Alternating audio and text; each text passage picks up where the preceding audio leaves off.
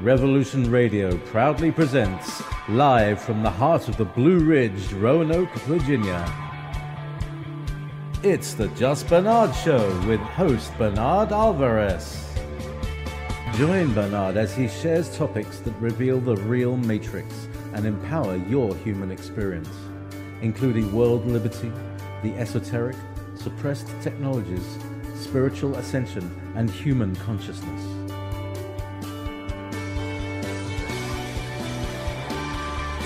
Humanity has awakened, and our time has come to realize our full potential.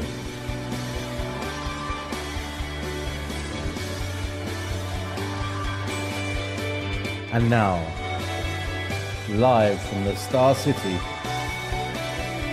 your host, Bernard Alvarez. Well, hello everybody, and welcome to the Just Bernard Show here on Revolution Radio at freedomslips.com. I've got a wonderful guest joining me in just a few moments, Beverly Johnson. The Crystal Crone is going to be speaking with us for the hour. But before that, I just wanted to mention that Treva is out today. She had some things to do, so we do miss you, Treva. I wish you were here. I will be keeping an eye on the chat room. If anybody has any questions, please type them into the Revolution chat room, and I will do my best to get them into the show. And yes, I am in Roanoke, and finally today in Roanoke we got some sunshine. It's been so rainy these last few days. I was getting, cabin fever for a while there, but it was nice to get out and about today. Went on a little scooter ride, got to see the beautiful Green Mountains, ran some errands. It was just a beautiful, beautiful day. I'm assuming it's probably going to rain again later, but at least I got out and about. It was getting me a little crazy for a while there. Anyway, as well, I wanted to let you know that if you are interested in the other work that I am doing, other than the Just Bernard Show, this is one of many programs and series that I do. You can learn more about all of the work that I'm doing at BernardAlvarez.com. That's BernardAlvarez.com. And, of course, you can also find us on our Facebook page, which is facebook.com/BernardAlexAlvarez.com. Oh, wait, no .com, facebook.com. Anyway, without further ado, I want to bring Beverly on the show. Let me tell you a little bit about the Crystal Crone. She's here today to share her love of crystals, gems, minerals. She started in childhood with a love of rocks and fossil collecting and the geological aspects therein. She was introduced over 25 years ago to the metaphysical side of crystal energy, magic, and properties of stones. She is also an experienced rune master, dowser, and astronumerologist. She is an ordained minister and was recently given an honorary Master of Metaphysics. She is a certified spirit guide coach and is always working on continuing her education. She has studied a multitude of magical and spiritual paths, holding to her personal truth that there is much to be learned from and shared by all. She is also a fierce advocate for children, animals, the elderly, disabled people, and LGBT issues. My kind of lady, welcome to the show, Beverly. How are you today? Hello, Bernard. It's very nice to be here. Well, I'm just so glad that I finally got you on the show. Let me tell everybody a little bit about how I got to know you. I met Beverly several years ago at a pagan gathering. She's got to be 2 years ago. At least. Yes, and she just came off with such great light, great energy. And when we spoke about crystals, she just knew everything. Oh, mercy. Everything. Oh, mercy. So with that being said, Beverly, why don't you tell us a little bit about what attracted you to studying crystals, getting to know them, and learning about their energy and what you could do with them? Well, you did such a great job with the intro there. Yeah, I started loving rocks, crystals, minerals, gems. I think I was your basic kid. You get into that fossil dinosaur phase when you're young. But something snapped in me that I wanted to know more. And I kind of played with it through my young adult years. But as you mentioned, about 25 years ago, I just happened to walk into my first metaphysical bookstore when they were just popping up. And you know this area of Virginia. Those things have been a long time coming around here. And there was a very nice lady in there, and she started talking to me. Of course, I went right to the rock section because I always liked them anyway.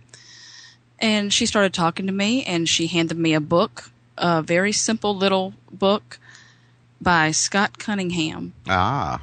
Yeah, my first book was Cunningham's Encyclopedia of Crystal, Gem, and Metal Magic. And from that point on, I was hooked. I just took it and flew with it for a while. I had a brief moment or a brief amount of time in there where I was kind of off the grid and separated from it. You know, we all go through life changes. And then it was 17, almost 18 years ago, I had, we'll just say, a life-altering event. The old spiritual 2x4 upside the head that says, no, you're going to sit down, you're going to slow down, and this is what you're going to do. And I have been full force with it ever since. I love the mineral kingdom, everything about it, from the metaphysical to the physical science. It's fascinating, and there's always something new to learn. So, and you've proven that to me just by the few conversations that we've had. With that being said, let me ask you a bit about this energy that's in the crystals that everybody talks about. What is there anything to it? What's the science behind it? What have you come to learn? Well, here's the interesting part for me, because the rock and mineral kingdom, it crosses through history, mythology, legend. It's modern, it's old, it goes across all boundaries. Let's talk about the energy aspect of it, and let's think about this for a minute. Someone hands you a rock, like I did that day when we sat down and talked, and they say, what do you feel? Now, you and I had that discussion, and you told me, you could feel something there. But somebody else might look at you and say, well, it's just a rock. It's not like it's a living, breathing organism. But it still has energy. And scientifically, we can prove this many ways.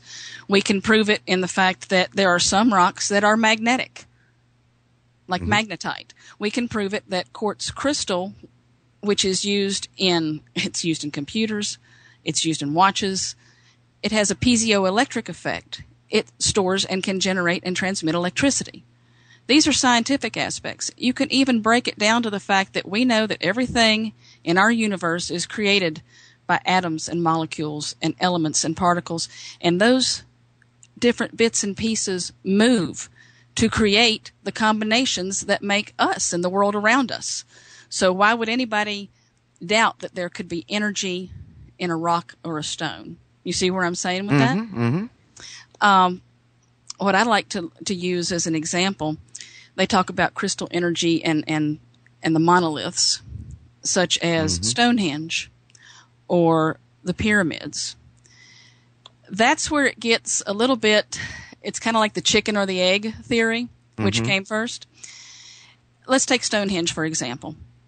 Everyone who's ever been there talks about the wonderful energy that they feel there. They talk about the stones and the megaliths and when they could. I'm not sure you can still go up to certain parts of Stonehenge because they were getting a lot of traffic for a while. You put your hand on the rock and you feel something. Now, we know from geology and history that the stones that were used to build Stonehenge were carried from very far away. There's still, for a fact, there's still tons of debate over how they got them there. You've probably covered that on one of your shows before. Here's the question. Did they go get those stones, those certain type of stones, not only for their building sustainability and that they would stand up to the hard work, but did they get them for their energy, or did they bring them to where the energy already was, thus sharing and connecting the energy and building it even more? Do you see what I'm saying? Yeah, and that's a very good question to ask ourselves. It's a time. That question will be throughout time, because it literally is the chicken or the egg. Which came first? Was the energy already there? Did our Mother Earth create that energy and these stones enhanced it? Or simply by bringing the stones to that place and the people's intention. Intention puts a lot of energy out there. Yeah. With everything, stones, plants, minerals, people, you name it. So if you look at history, and then even the pyramids, and also you have to look at what they're built of. A lot of these ancient megaliths are built from granite, sandstone, yep, limestone. They have high silica concentrations in them, and silica is extremely reactive when it comes to electricity. Silica is what quartz crystals are made of, yep, primarily.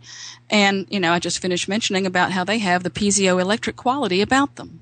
Yeah, and they're in our electronics as well, and many of our electronics. Oh, yeah. And even, if you get into the rock mineral crystal kingdom, you have so many combinations that create the different rocks, like chrysocolla.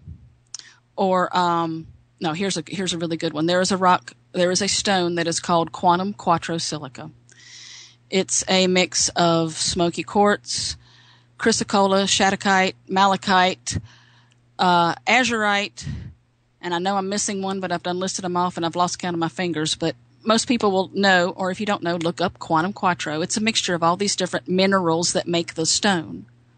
A lot of them are copper-based. Copper, we know, helps with certain issues. People wear copper bracelets to help with arthritis. Copper is conducive to many, many attributes. Mm-hmm. You go through and you look at things like that, and you can't help but it just leads you on to more and more and more and more questions and looking further and deeper. Does that make sense? Yes, yes. You have me asking many questions now in my head.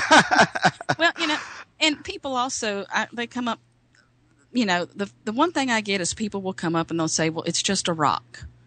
This is just new mumbo jumbo. This is new age stuff. It's really not. You can go far back, and this is the one I really like to quote. There are gemstones mentioned in the Bible. And it's funny, the amount of people that don't know that, but yet follow that spiritual path. Right. And they're like, what do you mean there are gemstones in the Bible? I'm like, well, look at the breastplate of Aaron and the breastplates of the high priest. And there are mentions of gemstones in the Bible, such as rubies and sapphires. But they all, they did have a meaning, even in those times. I'll give you a good example. Amethyst is one of the gemstones that's mentioned in the Bible. And it was a symbol for royalty, for priesthood, for kingship. It was majestic. There was a lot of amethyst, I believe, mentioned when it came to building the temples as well. Right. You've got ruby. You've got pearls. Pearls are considered a gemstone. And we all know the old, thing about finding the pearl. Right. You've got other history where people used stones. Okay, here's a really good one. In Egypt, in the desert, just outside of Egypt and Libyan desert, there is a naturally occurring glass. It's a silica. It's called Libyan desert glass. Most likely made from a impact millions of years ago, where a meteor struck the earth, and because of the amount of sand and silica there, it fused, thus making the Libyan desert glass. It's very beautiful. It's kind of a golden, glowy color. And the Egyptians, one of the most famous pieces it was used in was actually a piece that was found in Tutankhamun's treasure trove. And they used it to carve scarabs for the pharaohs. They actually referred to that rock as the stone of God for them. Well, if you think about it, it was yellow, it was golden, it was glowy. Egyptians, around that time, you had Ra, the sun god. Mm-hmm. They attributed that as a gift from above. And technically it was. It was a meteor impact. Yeah. So if you can read between the lines, and I'm not saying add stuff in, but always question, always think one step further. If you can read between the lines and say, okay, that makes sense to me now. They called this the stone of God. It's yellow, it's golden, it's the sun, it's Ra. Or their connection to it. Mm-hmm. Been around for a long, long time. And there's the black stone of Mecca. If we're going to cover different areas, we might as well cover them all. The Black Stone of Mecca is thought to be a meteor as well. It is actually the eastern cornerstone of the Kaaba. It's been around, they say, since the time of Adam and Eve, according to Muslim tradition. And they will go and they will march around. And if you can get to where the Black Stone is and kiss it, it's considered a blessing. It's encased now because after years of wear and tear, they kind of, I think, put it behind some sort of plexiglass or something. But you've got this going throughout history. So there has always been a connection to the spiritual when it came to crystal and stone and mineral energy as far back as we can go. How does that sound? It's interesting, isn't it? It's intriguing. It's very intriguing, and I mean, we could go back as far as to the mythology of Atlantis, where the crystals held all the information, exactly, and bring that all the way to the future, to the present, where we're seeing now. I forgot. I think it's Apple that is going to do the all clear glass iPhone. Oh, I have not seen that. Without anything, it's just going to be. I'm sure they're going to embed stuff in it, but there's something to be said there. There's something there. It's I look at as someone who works on computers and stuff like that. I look at there was a post the other day talking about the little USB drives. Those little flash drives that everybody carries around. Well, 5 years ago they carried 25 megabytes. Now they carry 25 terabytes. Exactly. Yeah. Oh my goodness! So if we can compress all that information into something like that, and these technological companies can create like a clear telephone or something, it's just amazing what is naturally embedded in what's in the stones themselves. If you look at any of the, well, for lack of a better word, mythology concerning past civilizations, history and mythology both. Mm-hmm. Who knows what was available? We haven't figured out everything today. They are still finding, but even in the mineral world, they find combinations that just wow them. They find different deposits in places they weren't expecting to find them at.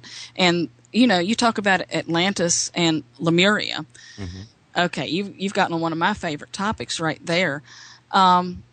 We know that our Mother Earth has been through thousands and thousands of changes. She's grown, she's shrank, she's given birth, and she's taken life for millennia. Yep.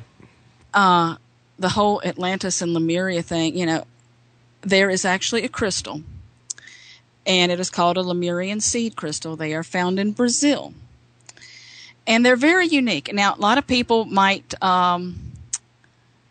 We might have a little bit of an argument back and forth over the Lemurian crystal issue. My personal thoughts, considering what I started out learning, is a true Lemurian is one that comes from Brazil, because that was the first find, that was the name, and that was the first time they actually paid attention to some of the crystals that have these attributes, which we'll get into in a moment. Mm-hmm. There are similar crystals as far as shape and structure being found now in other places in the world, and they're also calling them Lemurians based on their structure, their shape, the fact that they look so much like the first ones that were found. Mm-hmm. But yeah, that's one of my little things. To me, a true Lemurian is one that came from Brazil. When they found these, it was a huge deposit. Some of them were found in clusters, like you'd find a normal crystal mine. Some of them, I believe, were found just basically they'd already been broken off and they were just kind of laying around in the silica and the sand and the dirt, probably where they had been pushed up through the years. Mm-hmm. But the interesting thing about them is they are shaped slightly different. They're almost obelisk shaped, but they taper at one end, and they have these beautiful grooves that run up the sides, each side. And those grooves are said to hold the ancient knowledge, the knowledge of the ancients, the knowledge of the people that came before, the places, Atlantis, Lemuria, that supposedly reached these peak civilizations and then either destroyed themselves or found themselves in the center of some sort of cataclysm. Right. And the first time I read about a Lemurian seed crystal, I had to have one. I just had to have one. I've always been fascinated with the stories of Atlantis. I learned about Lemuria more as I got older. And, there's very limited information out there, especially you can go to ARE, Casey's, and read some of that. But the first time I got a Lemurian seed crystal, literally every hair on my body stood up. Now, I'm not very tall, so that's not a lot, and I keep short hair. But if you rub the sides of it, it's like, the old vinyl records. Yeah. It's like grooves in a record. And for me personally, yes, I feel a connection. I feel a deeper sense of knowing, of connectivity. I can slip into meditation easier when I'm using one. There is something there about it. And I think that's one of them that I handed you when we met. Yes. That and there right there is a perfect example. You take that and consider that if there's something there that if, say we're just now starting to touch the surface of what's actually there. It's kind of like having, Windows XP versus Windows 10. What will it do? Mm-hmm. As we go on and we learn more? I think we're reaching a point where, and I think a lot of crystal energy workers will agree with me, there is more and more knowledge. There is a shift happening, and it does have to do with the energies a lot when it comes to the crystals and minerals. Because if you think about it, we are all living on one big rock. Yes, we are. And it's all connected. Everything is connected. The Lemurians, that is definitely something I recommend anyone. Beverly, it's very interesting that you're bringing up the whole history of the Earth and the crystals and whatnot. I've had several guests on in the past, and one of them was doing a global experiment of embedding specific types of crystals around the world in different countries to create literally a crystal grid around the planet, which I find very, very fascinating. Oh, yeah. And then we have, I think I had somebody else on, I don't know if they were on my show or if I heard them on somebody else's show, where they were asking people to put the crystals back. They're like, Earth needs her crystals back. And but I can see the parallel, like, creating the Earth grid or putting the crystals back or whatnot. But it just goes to show you the consciousness that is evolving. It's the point I'm trying to make, is that we're starting to realize how much these crystals do, whether they create crystal grids or light grids or anything like that, but they are a part of the wholeness of our planet and the energy currents. I mean, if you put in, let's say, crystal locations with perhaps ley lines or sacred sites or, very high vibrational areas or even, vortices, which people are believing they're discovering spiritual indexes. Imagine, it goes kind of back with what you were saying with, like Stonehenge in these places, where they are on ley lines. They're alive. Yeah, they're alive, and they help to amplify. That's what I was looking for. They're great amplifiers. Well, and also, if you think about it, I've run across to the people that are like, we can't dig them up, put them back. They're part of the earth. You're hurting the earth.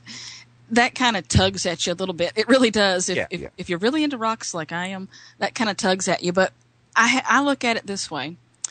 What if 1,000 years from now, somebody's walking down walking through what used to be Washington, D.C., and let's go better. Let's go New York City. And the big New York Public Library is sitting there full of knowledge, just waiting for somebody to come in and rediscover it. What if a lot of these huge deposits are that? They are knowledge. They are energy waiting to be discovered and sensibly and ethically shared for a better world. Like I said, it all comes down to energy, and we're all connected.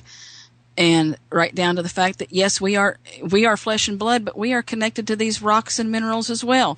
If you break down the human body or you go get a multivitamin, you're going to see there's iron, potassium, magnesium, copper, zinc, all these minerals that we're supposed to have. Yeah. Okay, I'm going to go back and we're going to use chrysocolla, azurite, malachite, some of those minerals or those rocks that I just named off. They get a lot of their coloring from copper runoff. Mm-hmm. That's where the green, green doesn't always come from copper. Sometimes it can come from nickel or chromium. But a lot of it, especially like, out in the Midwest here, there are chrysocolla mines, or there were. There's a lot of copper. There's a lot of silver. There's, we have ore. And those ores all make it up. So if it's in our bodies and it's on our earth, there's some, of course there's a connectivity to it all. And I think some of that connectivity has been broken through the years. We have lost touch with our ancestral knowledge. Yeah. And if the mineral kingdom, be it through the power of the sheer energy, such as the megaliths, monoliths, the vortex places, let's talk about Ohio here for a second. Let's talk about Ohio Flint. Why are we going to talk about Ohio Flint? Up there was a very sacred place where the Native Americans, indigenous people, would gather their flint. And most of us, I think, remember from at least elementary school or high school, flint was used for making tools. It was used for knapping. It was considered sacred and ceremonial. You could start a fire striking it just right. It was working together with what was given. So even here in the United States, we have sacred sites built on this principle. And back to the stone energy. Another Native American stone that is just wonderful to work with, the pipestone that they used to carve fetishes. They carved pipe bowls for their smoking. It was more than just a tool. It was more than just something that needed to be used, like we would go pick up a cup or a plate from our kitchen cabinet. There was a lot of personal energy put into those pieces, and they communed back and forth one another. The earth gave them something, and they did something beautiful in return with respect. Yeah. So there's that constant exchange. Beverly, we're about to come up on a commercial break, so let me pause you right there. I understand that you are going to be teaching a course nearby here. What day is that going to be? It's going to be, I think it's July 18th at a Little Bit Hippie at Towers Mall in Roanoke, Virginia. The class runs from 5 to 7. And we're going to be talking dowsing and crystal energy. Oh, very cool. We'll be right back with Beverly the Crystal Crone here on the Just Bernard Show.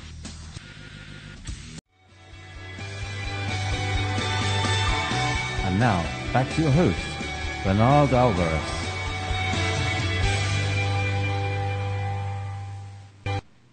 And welcome back to the Just Bernard Show here on Revolution Radio at freedomslips.com. I'm speaking today to Beverly Johnson. The Crystal Crone is joining me to discuss everything there is that we can in 1 hour about crystals. But that's kind of hard to do. Right? And Beverly, I want to ask you, because I promised somebody that I would ask you this.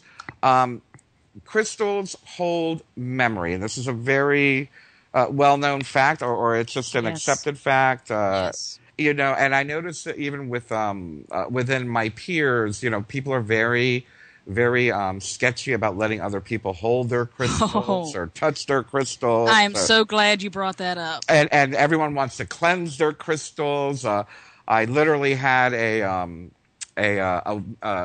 couple that were getting married. I was going to perform the ceremony for them, and they called me because they wanted to know how to cleanse the diamond that they had bought, because they wanted to make sure it was, not having any old memory, no bad luck for the new married couple, which I thought was wonderful. But anyway, on greater scale, and I'm sorry, go ahead and talk about what you were just going to talk about the. Well, I'm glad you brought that up about the cleansing and stuff. I was kind of hoping we could touch on, getting started in some of the things you need to know, and that's definitely one of them. Yeah, is keeping your energy, and everybody else's energy, their energy. Because when you work with crystals, there are crystal healers. There are crystal energy workers. I classify myself as a crystal energy worker for various reasons. I have had mentors. I am self-taught a great deal because of my own curiosity. When finally some of the online things started showing up, because locally we don't have a lot, or in the past years that I was learning and starting this out, we didn't have a lot around here as far as places to go and people to see. the thing with the crystal memory and the stone memory, I just, that goes right along with what we were talking about with the megaliths and people and generations building up that energy. Yes, your crystals, they will hold energy. They can hold memory. There's ancestral memory. There's earth memory. And when you're starting to work with the properties of the gemstone and mineral world, it is very important to know what you've got, how to cleanse it. And by cleansing, I don't mean just cleaning like, oh, look, I got a piece of dirt on my rock. I need to go wash it. I mean cleansing the energy. Right. Neutralize it. Neutralize it, get it back to where it's supposed to be for you. Right. Pristine. So I thought I'd go over a few points, if that's okay, about, the beginning, the basic beginning information that a lot of people ask me. Yes, please. That's why I brought it up, by all means. Great. Well, somebody will come up to me and they'll say, a friend of mine handed me this rock, and they say it feels really good. And they'll show me whatever rock it is. And it's usually something like rose quartz, amethyst, something that everybody pretty much knows by sight. Mm-hmm. Whether you're into the minerals or not, you know it, if nothing else, from walking past a gift shop where they have the pretty spheres and obelisks all cut and polished, or even a jewelry store. So when you're starting, and if the crystal bug bites you, and honestly, I use the word crystal bug. It technically should be the rock bug, because there are crystals, rocks, minerals, gems. You say crystal, and somebody automatically thinks pretty little shiny pointy rock. But there's so much more to it than that. When you're getting started, the first thing you need to think about is you want a book that's based on what your path is. That's the best way I can describe it. There are people who follow a pagan path. There are people who follow, every spiritual path. Christianity, Wicca, pagan, every path. Native American. Yeah. Native American, the whole 9 yards. You want to find a book that appeals to you when it comes to the metaphysical aspects therein of the crystal world. There are certain books that do that and keep it kind of mid-range, available for anybody. There are ones that actually go with each path. I've actually got a book in there called The Native American Use of Gemstones and Crystals. Wow. So, you've got to look for that. I would recommend the first thing you need to do is get a good book. If you're looking for the metaphysical aspects, you need to stick with books by like Judy Hall. She has several books like the Crystal Bible. Excellent, excellent book. My favorite is the author, and her name is Melody. That's her name. She just goes by Melody, and she has written a series called Love is in the Earth, a kaleidoscopic pictorial of crystals. She's got like a bunch of books, and I couldn't sit here and name them all, but if you just type in Melody, Love is in the Earth, if you do an Amazon search, you will find what you're looking for. So once you get a book that's good on what you're looking for energetically, metaphysically, or spiritually, next thing you need to buy is a field guide, an honest-to-good scientific field guide. I use the National Audubon Society field guides. I've got one for North America, South America, different parts of the world, because that's how they break it down. And here's a word of caution. When you go and buy these books, if you're starting in the crystal world and you want to learn all this stuff, and you go and buy these books and you see the pretty glossy pictures of all these fancy crystals and these perfect specimens, 9 times out of 10, the rock you get is not going to look anything like that. They have gone and they've made these books pretty and for detail so that you can see. Right. Also, here in Roanoke, in the Roanoke Valley area, we have the Salem Gem Show that comes twice a year. Rule number 1, it doesn't have to be expensive to be the perfect rock. Okay? Yeah. A nice little raw piece of rose quartz that was just cut out of a chunk of the rest of the quartz is going to work just as well as that pretty polished $200 sphere. Right. It's going to depend on personal taste. So you can work with crystal energy on a budget. When you begin to work with crystal energy, you're going to notice that people want to touch your rocks. Yep. That is, that actually sounded kind of bad, didn't it? They're going to want to touch your rocks. Now, here's the rule I have. I have rocks on me all the time. I carry in my pocket. I carry them. They're actually embedded in my cane that I used to walk with. Those rocks I allow people to touch. Those are my traveling stones. Right.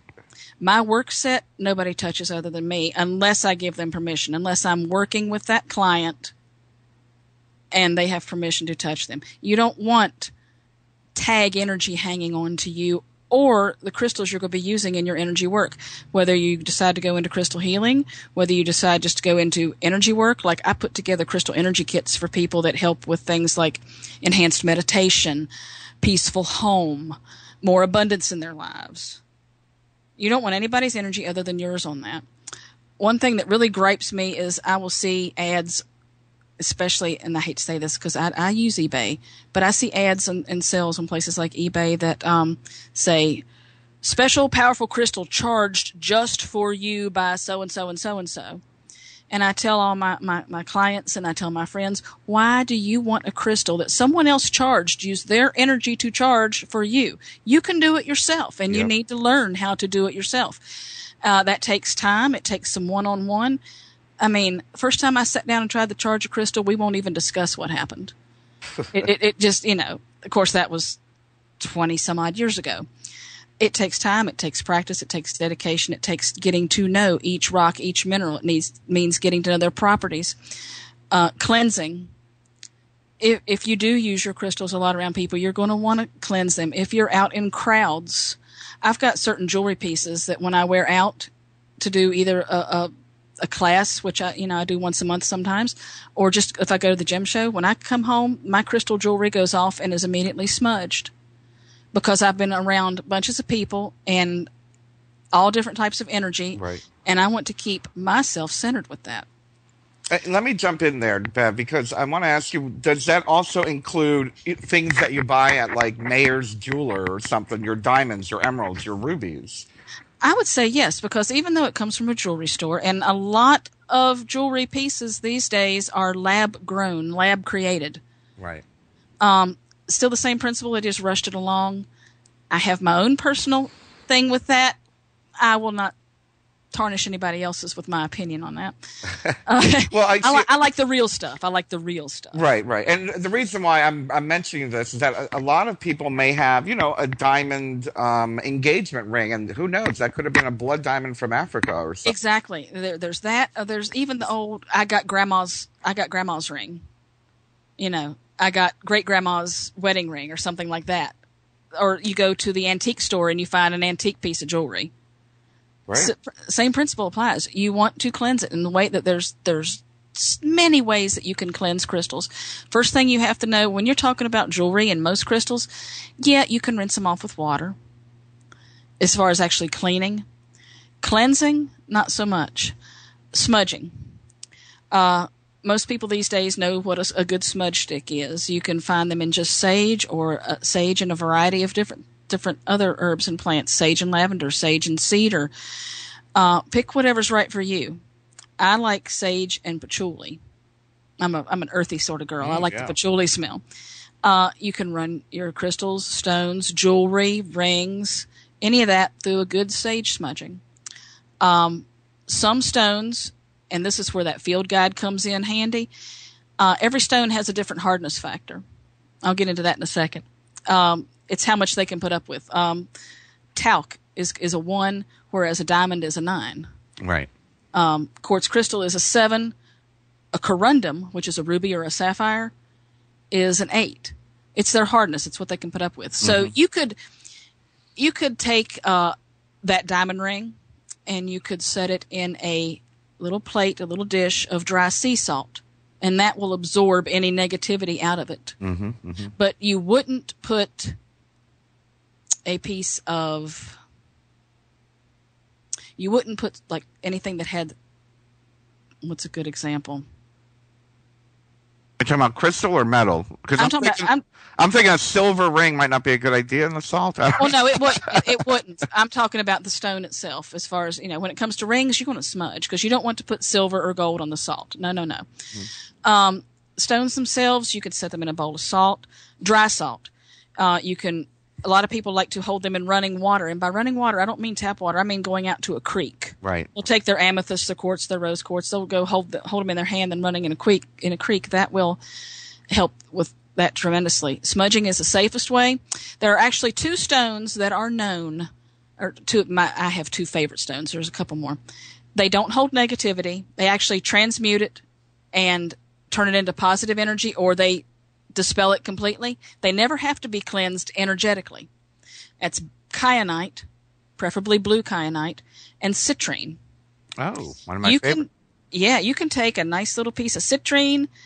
I'll give you an example. I have a bowl where I keep my pocket crystals. You put that citrine in the bowl. You put your crystals around that. They will charge and re-energize themselves. They will cleanse themselves. Okay. I will say one thing when I was talking about the hardness factor. I had a lady contact me one time saying she had just got this beautiful sphere of selenite and she wanted to cleanse it, and when she did, it broke. Well, what she had done was she had actually sat it in water. Selenite is very, very soft. Oh. It basically dissolved. Oh, no.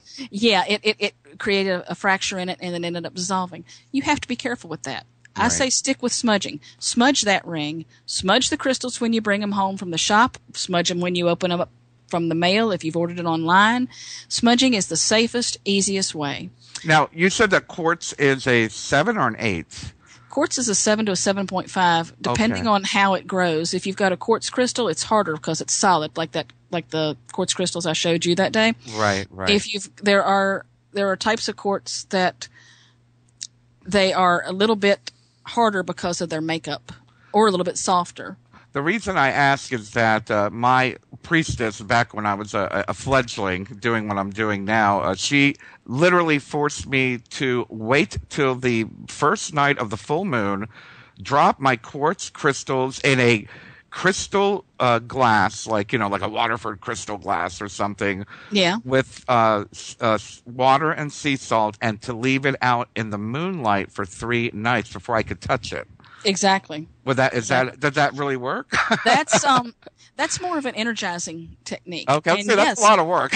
It's a lot of work, but it does. I don't go to that great of lengths. Right. I have someone else. Let me just say this too. I had somebody else who taught me to bury it in the soil for a moon cycle. Exact. Well, I've had people say that. That's especially good if your crystal needs to be grounded. If you've used it a lot, if you've been around a lot of people, and you've smudged it and it still just don't feel like it's quite right, bury it. And honestly, I tell people, keep a flower pot of potting soil, or if you're in a yard, get some of your own earth of your own property, and put it in the flower pot. Yeah. And ground your. You don't have to bury it. You can just even lay it on that. Oh, there you go. What a great. And it grounds it. It sends it back into the earth, and it connects with itself. The moonlight thing that you were talking about, that your high priestess told you about. Yes, charging crystals. That would be the next thing. Best way to charge them to re-energize them is put them out in the full moon. And the full moon cycle is the day before, the day of, and the day after the actual full moon. And it does work. It will power them up. I have actually, I have taken trays of rocks, because in this house there are a lot of rocks. I'm sure. And we have set them on the deck when we knew the weather was going to be good. Now, if you've got pets, if you've got small children, keep them out of reach. Yeah. There are actually some crystals and minerals that aren't so great if you chew on them, for lack of better word. Or lick them or something. Yeah. Or lick them. You wouldn't want to lick a piece of tiger eye that's raw, because tiger eye has asbestos in it. Oh. You wouldn't want to lick, there's several. There are rocks that contain mercury. That's what gives them a certain color.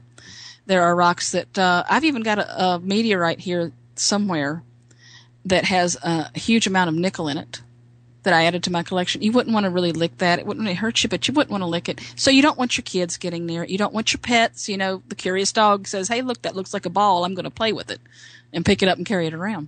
You don't want that happening. So please always make sure you keep them out of reach when you're charging, when you're cleansing, when you've got them sitting out. That's so important. Yeah. So important. And keep an eye on the weather. Beverly, I have a question for you, and I know this is a little off topic, and we can get back to this. But before I forget, there's in my circle of peers and the work that I do, the awakening and whatnot, there is this I guess it's been around for about 10, 15, maybe longer, maybe everyone is into these Orgonite chembusters. Is Orgonite itself a crystal? They call them crystals. Do you know anything about Orgonite? Orgon. The Orgon movement. Yes. Ah. What is the scientific idea behind? Because I thought it was like resin and copper. It is. It's resin. What do they do is what I've seen people do. I'm not much of one for it. Okay. I don't want my rocks in resin. I don't want my minerals in resin. If I want that orgon component, I'm going to have a wire-wrapped piece of jewelry, not a piece of resin that has shavings and filings in it. Mm-hmm. What I have seen, and it may, I stopped following it a while back because it wasn't for me. It did not resonate with me, and quite a few people that I know, it didn't resonate with them as well once they got it. Yes, they take resin. Some people take resin, and they will put gemstones, metal shavings, like the copper, because copper is a healing metal. And there is an energy there. To me, you're going to have an energy there when you combine anything like that. Right. But with the resin factor, that dulls it for me. Yeah. For me personally, it really dulls it, and it just it feels like I've trapped. It feels like I've trapped a living being, like trapping the fly in amber. Yes, that's exactly how I think. Exactly. So I prefer, if I'm going for that same energy as what the orgon is meant to put off. Yeah. I am going to get me a nice crystal and a couple cool beads that match it, that whatever energy I'm wanting to work with. Say I want to create a pendant for better sleep, calming energies.